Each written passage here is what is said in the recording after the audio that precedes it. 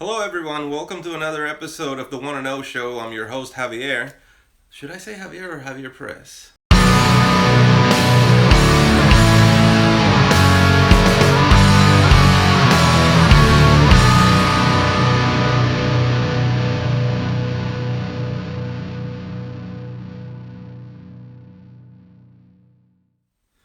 Hello, everyone. Welcome to another episode of the One and O Show. I am your host, Javier Perez.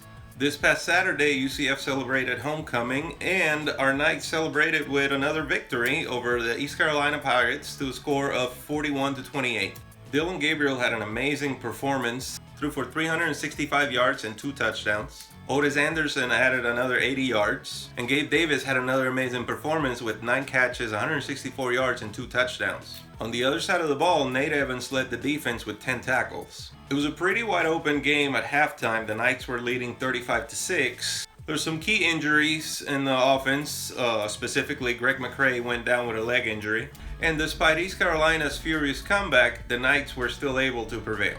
Coming up this Saturday, the Knights travel to Philadelphia to face the Temple Owls. With an identical record of 5-2, Temple and UCF are tied for second place in the Eastern Division. Next up is Kyle Nash, who covers UCF for Sports Media Pass. Kyle?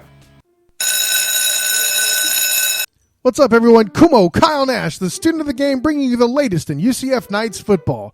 Man, fans really got critical of the Knights after last week's game against the East Carolina Panthers, where they won 41-28. Okay, well, that's only 2 scores. I mean, they were up 35-3 at the half. They had how many guys leave the game and get banged up?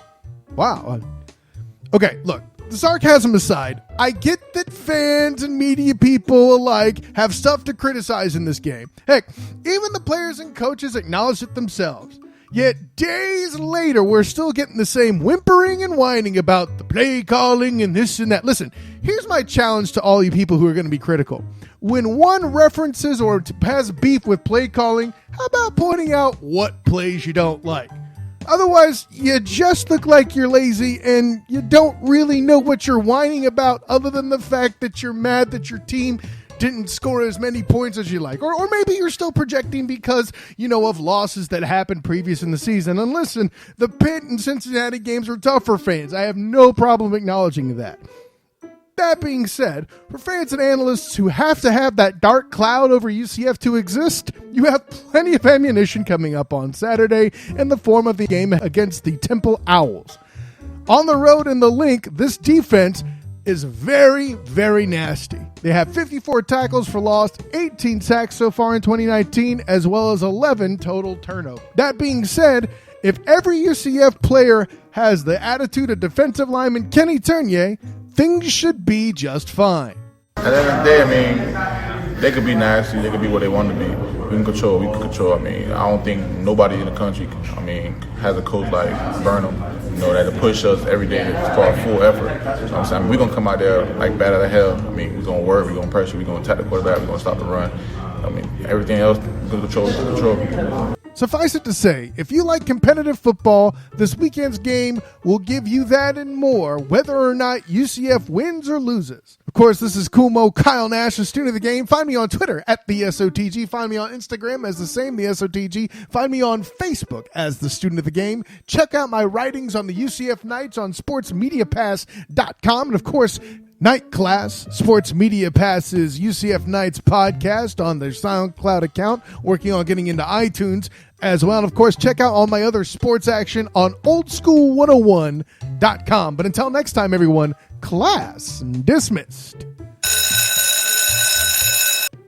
Thank you, Kyle. Now we go to Jason Banning with your weekly score prediction. Thank you, Javier. Hi, everyone. I'm Jason Banning. For those of you that don't know me, I'm the one that does the math prediction every week on the UCF One Heartbeat Facebook group. I started off doing it for fun.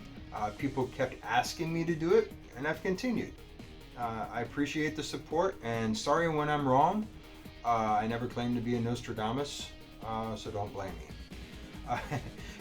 Let's take a look at Temple. I realize that UCF is a 500 team over 4 games. Let's look at those losses. Pitt In Cincinnati, Pitt was by 1, Cincinnati was by 3. You look a little bit deeper, I think the biggest thing that stands out to me that I failed to account for, is probably the easiest one to correct, are the penalties. In fact, I can argue that you can cut those in half and you're looking at different outcomes in both of those games, and possibly a completely different dialogue in regards to the season. Now, it's still early in the week, but I ran an initial set of 20 scores. Now, the first set shows Temple winning 6 of them, and the scores are in the mid-30s to high 20s.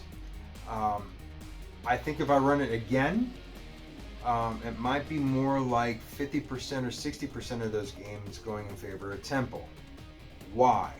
Okay, UCF is coming off of a homecoming win against ECU.